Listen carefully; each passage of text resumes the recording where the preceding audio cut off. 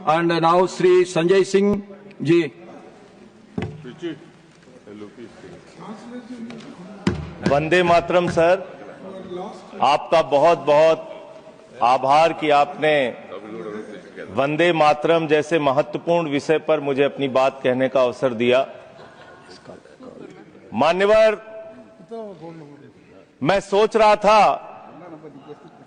कि वंदे मातरम के बारे में उसके 150 वर्ष पूरे होने पर यह चर्चा सरकार के द्वारा क्यों प्रायोजित कराई जा रही है।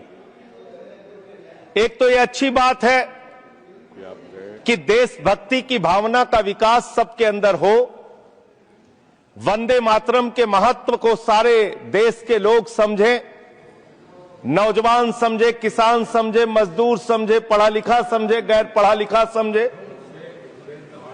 यह अच्छी पहल है, लेकिन मैं साथ ही साथ यह भी सोच रहा था तो एक घटना मुझे याद आई मान्यवर। वो घटना थी उत्तर प्रदेश की। हमारे एक ऊर्जा मंत्री हैं माननीय मंत्री जी ए.के. शर्मा जी, उनके सामने व्यापारी लोग पहुंचे। उन्होंने कहा 21 घंटे से लाइट नहीं आ रही, 21 घंटे से लाइट नहीं आ रही, व्यापार बर्बाद हो रहा है, बच्चे रो रहे हैं, हमको गर्मी में बिजली दे दो। मंत्री जी ने कहा जय श्री राम, बजरंगबली की जय, और गाड़ी में बैठ के चले गए। मैं आपके माध्यम से सरकार से पूछना चाहता हूं, क्या भगवान श्री राम ने आपको कहा है कि आप नाकारे और निकम्मे हो जाइए और जनता को अंधेरे में रखिए, बिजली ना दीजिए? यह क्या भगवान श्री राम ने आपको कहा है? यह शिक्षा आपको भगवान श्री राम ने दी है? मान्यवर, मुझे वंदे मातरम आम आदमी पार्टी की रैलियों में, आम आदमी पार्टी की सभाओं में भारत माता की जय और वंदे मातरम जोर जोर से लगाए जाते हैं। किसी दिन लगाने का मन हो तो आ जाना हमारी पार्टी के कार्यक्रम में, आपसे ज्यादा तेजी के साथ वहां पर वंदे मातरम लगाएंगे। सदन में भी लगाना चाहते हो लगाओ। तो आप इन नारों के पीछे, ये नारे देशभक्ति के हैं, ये नारे देश की रक्षा के हैं, ये नारे देश को आजादी दिलाने के लिए हैं। ये नारों के पीछे अपने गुनाहों को छिपाने के लिए नारे नहीं है, मैं कहना चाहता हूं मान्यवर। और आप क्या कर रहे हैं? आप इन नारों के पीछे अपने गुनाहों और अपराध को छिपाना चाहते हैं। वंदे मातरम का मतलब क्या है? वंदे मातरम का मतलब है मातृभूमि की वंदना। मातृभूमि की वंदना। हम मातृभूमि की वंदना करते हैं, तो आप कैसे मातृभूमि की वंदना कर रहे हैं? अरे 1 रुपए में तो एक आम नहीं मिलता। आपने 1 रुपए में अडानी को 1050 एकड़ जमीन और 10 लाख आम और लीची के पेड़ दे दिए। ये मातृभूमि की वंदना, ये आपकी मातृभूमि की वंदना है। ऑनरेबल मेंबर, आप मातृभूमि को बेचकर मातृभूमि की वंदना कर रहे हैं।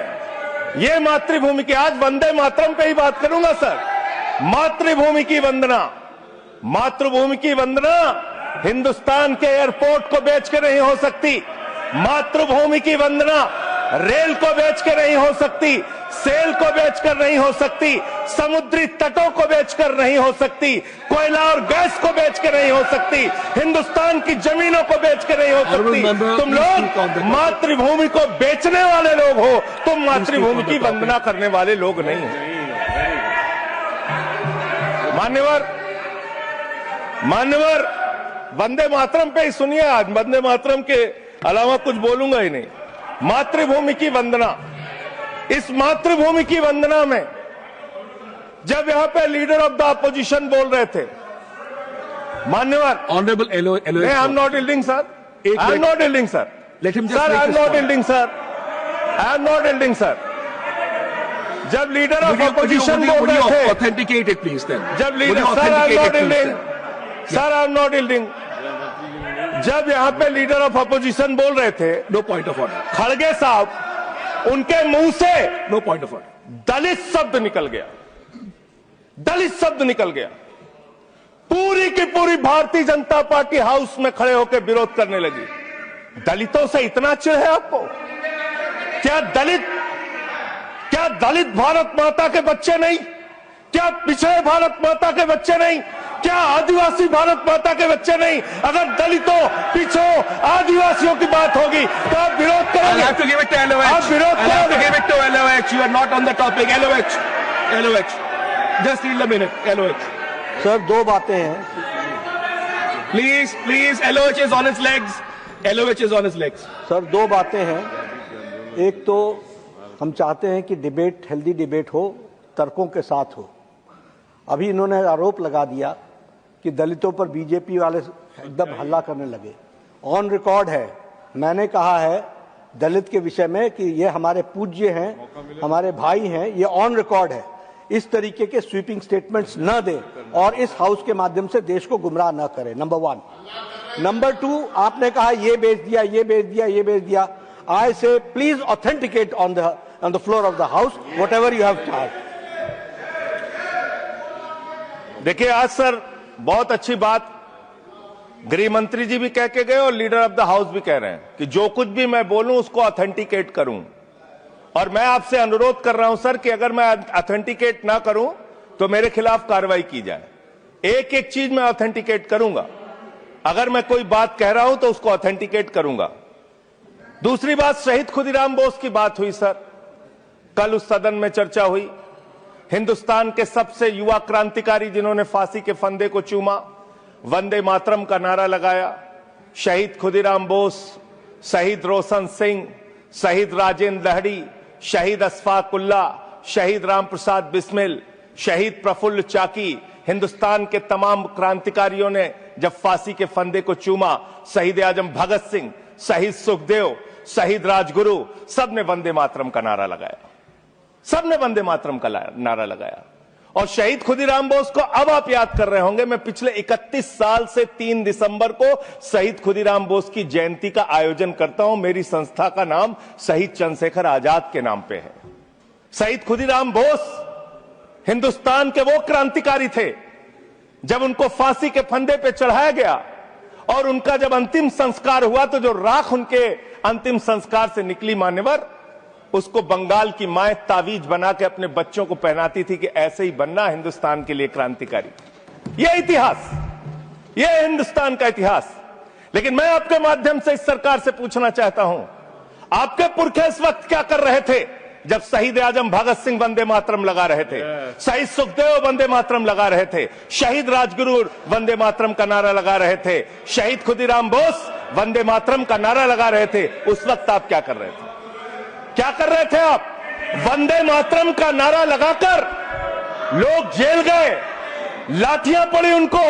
मैं आपके माध्यम से इस सरकार से पूछना चाहता हूं, आरएसएस के 4 लोगों का नाम बताओ जो वंदे मातरम नारा लगा के जेल गए, उनका नाम बताओ आप। 4 लोगों का नाम बताओ आप, अपने 4 पुरखों का नाम आप बताओ। आप नहीं बता सकते क्योंकि आजादी के आंदोलन में आपका कोई इतिहास नहीं, आजादी के आंदोलन में आपका कोई इतिहास नहीं, यही आपकी कुंठा है। तो इसलिए कभी आप कहते हो सरदार वल्लभ भाई पटेल आपके हैं। अरे भैया, सरदार वल्लभ भाई पटेल ने आरएसएस के ऊपर बैन लगाया था, यह रिकॉर्डेड हिस्ट्री है। और जब 18 महीने जेल में रखा गया आरएसएस के लोगों को राष्ट्रपिता महात्मा गांधी की हत्या के अपराध में, जब उनको छोड़ा गया, बैन हटाया गया, तो उसमें शर्त लगाई कि आप राष्ट्रीय ध्वज को मानेंगे, यानी कि आप तिरंगे झंडे को भी नहीं मानते थे। आपने 52 साल तक हिंदुस्तान का तिरंगा झंडा आरएसएस के मुख्यालय पे नहीं फहराया सर, नहीं फहराया। और 3 लोगों ने आरएसएस के मुख्यालय पर जब ये झंडा फहराया, उन तीनों के नाम मैं पढ़ रहा हूं, विजय, उन्मत, दिलीप, इन तीनों लोगों के खिलाफ आरएसएस ने एफआईआर दर्ज कराई। किस अपराध में? कि हमारे दफ्तर में तिरंगा क्यों फहरा दिया। और कितने साल तक मुकदमा लड़े? 13 साल तक मुकदमा लड़े। यह है आपकी असलियत। आप तिरंगे का विरोध करते हैं, भारत के राष्ट्रीय ध्वज का विरोध करते हैं। जो लोग तिरंगे और राष्ट्रीय ध्वज का विरोध कर सकते हैं, वो भारत माता के सच्चे सपूत नहीं है, वो नहीं है हमारे निगाह में। और मैं आपको बताता हूं सर, ये है 28 दिसंबर 1949 का ऑर्गेनाइजर पत्र, इसको भी रखूंगा, क्योंकि आज गृह मंत्री जी और लीडर ऑफ द हाउस दोनों कह के गए रिकॉर्ड पे सारी चीजें आनी चाहिए, इसको रिकॉर्ड पे रखना चाहिए। इतिहास देश को पता चलना चाहिए किन लोगों ने देश के साथ गद्दारी की, किन लोगों ने तिरंगे का विरोध किया, किन लोगों ने राष्ट्रगान का विरोध किया। आपको ये पढ़ के सुनाना चाहता हूं, ये ऑर्गेनाइजर है, क्या लिख रहा है। What is the moral sanction behind government's choice of Jan Gana Man, except that it can be made an item of entertainment. आप राष्ट्रगान का विरोध कर रहे हैं, आप भारत के राष्ट्रगान का विरोध कर रहे हैं। आपके मुख्य पत्र में भारत के राष्ट्रगान का विरोध लिखा गया है। इसके लिए भारत के प्रधानमंत्री को और पूरी की पूरी भारतीय जनता पार्टी को, जो अपने आप को आरएसएस को अपना आदर्श मानती है, पूरे देश से माफी मांगनी चाहिए। ये रिकॉर्ड पे लाऊंगा सर, इसको रख लीजिएगा, ये रिकॉर्ड पे रखा जाए। मान्यवर, फिर से बोल दे रहा हूं, 28 दिसंबर 1949 ऑर्गेनाइजर अखबार जो आरएसएस का मुख्य पत्र है, और इस आरएसएस के मुख्य पत्र में फिर से लिख दे रहा हूं, फिर से पढ़ दे रहा हूं क्या लिखा हुआ है। What is the moral sanction behind government's choice of Jan Gana Man? Unnecessarily it will get provoked. It can Continue, be please. made an Please item continue. of entertainment. Please continue. ये लिखा हुआ Sanjay ji unnecessarily provoke. Continue. अच्छा sir, मैं आपसे ये कहना चाहता हूं कि आपने तिरंगे का विरोध किया, राष्ट्रगान का विरोध किया, वंदे मातरम आपने लगाया नहीं कभी। कोई आपका व्यक्ति देश की आजादी के आंदोलन में जेल नहीं गया कभी। आपने कोई देश के लिए, हमारे यहां अवधि में कहावत है, नाखून कटाए के शहीद ना बना भैया। तू तो नाखूनों नहीं कटाया भैया, बिना नाखून कटाए शहीद बना चाहता है, बिना नाखून कटाए शहीद। ऐसे काम नहीं चलेगा सर। जिन्ना का भी जिक्र कल दूसरे सदन में हुआ, प्रधानमंत्री जी ने जिक्र किया। जिन्ना के साथ आपके कितने गहरे और मधुर संबंध थे, क्या इस देश के लोगों को पता है? नहीं पता, मैं बताता हूं। श्यामा प्रसाद मुखर्जी जी फजलुल हक की गवर्नमेंट में फाइनेंस मिनिस्टर थे, और फाइनेंस मिनिस्टर रहते हुए उन्होंने अंग्रेज गवर्नर को चिट्ठी लिखी थी। Shyama Prasad followed this and told Governor Herbert the administration of the Bengal province should be carried on in such a manner that in spite of the best efforts of the Congress, this Quit India movement will fail. ये चिट्ठी लिखी है।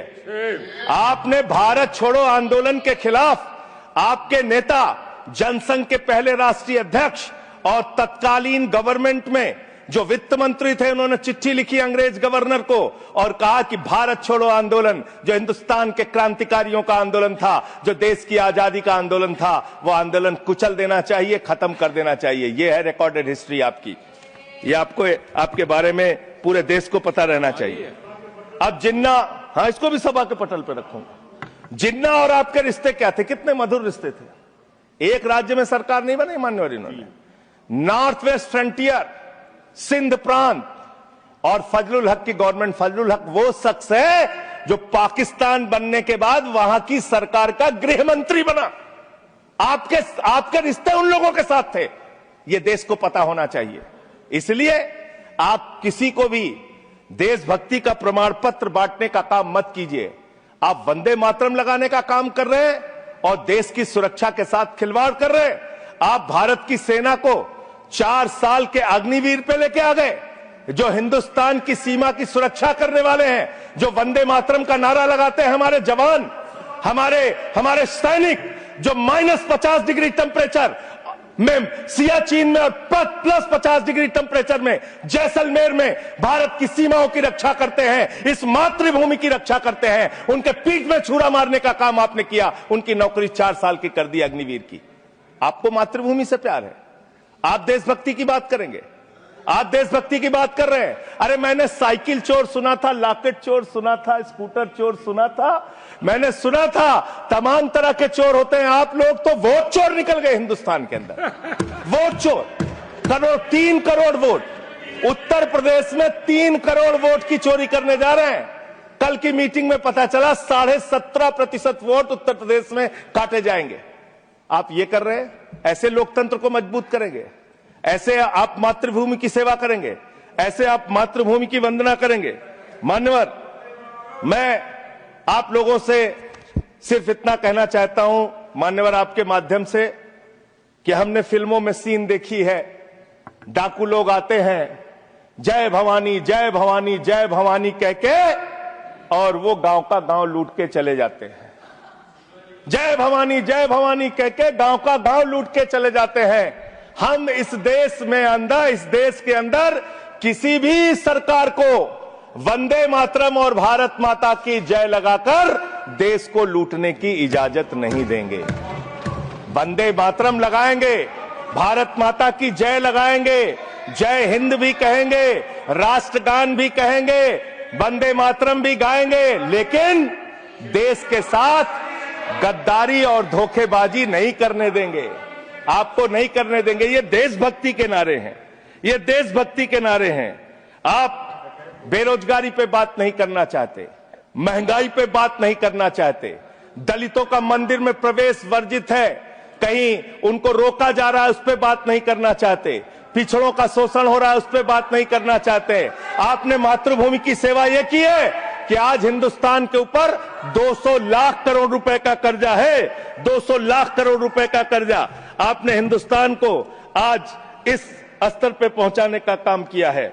और दूसरी बात मैं पूछना चाहता हूं आपके माध्यम से मान्यवर, इस देश में मजदूर भी हैं, किसान भी हैं, आदिवासी भी हैं, दलित भी हैं, पिछड़े भी हैं, सवर्ण भी हैं, सब में अनपढ़ है, सब में भारी संख्या है जो पढ़े लिखे नहीं है, जिनको संस्कृत का ज्ञान नहीं है, जो नहीं पढ़ सकते वंदे मातरम। तो आप उनको कह रहे हैं कि वो देशभक्त नहीं है। मैं आपके माध्यम से कहना चाहता हूं, वो देश को लूटने वाले अडानी जैसे पूंजीपतियों से ज्यादा बड़े देशभक्त हैं, जो अपने बच्चों के लिए श्रम करते हैं, मजदूरी करते हैं, कुली का काम करते हैं और अपने बच्चों का पेट भी पालते हैं, देश की भी सेवा करते हैं। वो आपसे ज्यादा देशभक्त हैं। उनकी देशभक्ति को आप इससे चेक करने का काम मत कीजिए, इससे पैसे उससे परीक्षा करने का काम मत कीजिए। मान्यवर, मैं अंत में एक और बयान आया, उसका जिक्र करके अपनी बात को खत्म करूंगा। अभी एसआईआर की प्रक्रिया के तहत उत्तर प्रदेश के मुख्यमंत्री ने कहा कि डिटेंशन सेंटर बनाए जाएंगे। 80 लाख लोगों के वोट आपने बिहार में काट दिए, वहां कितने घुसपैठिए मिले आपको? अरे भाई, ये भी मातृभूमि की बात हो रही है। आप लोग चाहते हैं बांग्लादेशी यहां पे आ जाएं, मातृभूमि की सुरक्षा को खतरा हो जाए? आपको तो चिंता वही है ना, वही तो बात कर रहा हूं। कितने बांग्लादेशी घुसपैठिया मिले? कितने बांग्लादेशी घुसपैठिया मिले? कितने बांग्लादेशी घुसपैठिया मिले? मात्र 315, जिसमें नेपाल के बाकी लोग सिर्फ 78 मुसलमान मिले। वहां 80 लाख लोगों के आपने वोट काट दिए। अब आप कह रहे हैं उनको डिटेंशन सेंटर में रखेंगे, उनको डिटेंशन सेंटर में आप रखेंगे जो हिंदू हैं, जिनके जो पूर्व आईएएस हैं। आप इस देश का सिर्फ माहौल बिगाड़ना चाहते हैं। आप इस देश को सिर्फ नकली नारों के पीछे सिर्फ आप अपने आप को छिपाना चाहते हैं। वंदे मातरम देशभक्ति का नारा है, भारत माता की जय देशभक्ति का। हां, दिल्ली में तो काटोगे ही आप, ठीक ही कह रहे हो, पहले से ही नियत बता दिया। दिल्ली की हालत तो कर दी आपने। अरे इसमें क्या लिखा हुआ है? इसमें क्या लिखा हुआ है? सुजलाम सुफलाम, सुजलाम सुफलाम, शुद्ध जल शुद्ध फल और मधुर वाणी। मधुर वाणी, मधुर वाणी कौन बोल रहा है? देश के प्रधानमंत्री मधुर वाणी बोल रहे हैं। मुजरा जैसे शब्दों, अरे भाई इसी वंदे मातरम की सेकंड्स रह गए सर, वंदे मातरम की तो बात कर रहा हूं। हमारे पास और टाइम है सर, टाइम है सर। सर मधुर वाणी, मधुर वाणी, मधुर वाणी। सर जहरीली हवा और जहरीला पानी दिल्ली में दे रहे हैं। हमारे पूर्वांचल के भाइयों के ऊपर बुलडोजर चला रहे हैं। सर मेरे टाइम में से काट लीजिएगा, बाकी टाइम में से काट लीजिएगा, प्लीज बाकी टाइम में से काट लीजिएगा। सर हमारी पार्टी का टाइम 24 मिनट है। प्लीज 1 सेकंड दिल्ली को संजय जी 1 सेकंड अभी 10 महीने ऑनरेबल मेंबर्स 1 सेकंड शांत हो जाओ। माननीय संजय जी कंक्लूड करिए, आपका समय खत्म हो रहा है। सर 24 मिनट मेरा टाइम है। प्लीज मैं अपने माननीय Neeraj ji please he is concluding please conclude 10 second sir, please conclude, आपका समय समाप्त हो गया। सर मेरी पार्टी का समय 24 मिनट है। ठीक है, मेरी पार्टी का समय 24 मिनट है। और कोई स्पीकर नहीं है आपके? स्पीकर एक और है, उनमें से आप काट लीजिएगा समय। मैं कह रहा हूं ना, हाँ ये हमारा अधिकार है, पार्टी का अधिकार है। तो मान्यवर 10 महीने में आपने दिल्ली की वो हालत कर दी, जहरीली हवा यहां पर आने लगी। दिल्ली को आपने दुनिया का सबसे प्रदूषित शहर बना दिया। बच्चों शांत हो जाओ, बच्चों शांत, बच्चों हल्ला मत करो, शांत हो जाओ। अरे मैं एक मुख्यमंत्री इन्होंने बनाया है, कंक्लूड करिए सर। एक मुख्यमंत्री बनाया इन्होंने, प्लीज खत्म कर रहा हूं। प्लीज एक मुख्यमंत्री बनाया है जिसको ये नहीं मालूम कि AQI होता क्या है। कंक्लूड करिए। वो टेम्परेचर बता रही है, ये हालत है। तो इसलिए मैं अंत में इन्हीं लाइनों के साथ कि पहले ये तय करो कि वफादार कौन है। ये वक्त तय करेगा कि गद्दार कौन है। ये वक्त तय करेगा कि गद्दार कौन है। पहले ये तय करो कि वफादार कौन है। ये वक्त तय करेगा कि गद्दार कौन है। वंदे वंदे थैंक यू वंदे वंदे वंदे वंदे वंदे वंदे। कोई बीजेपी वाला वंदे मातरम नहीं लगाया सर। Thank you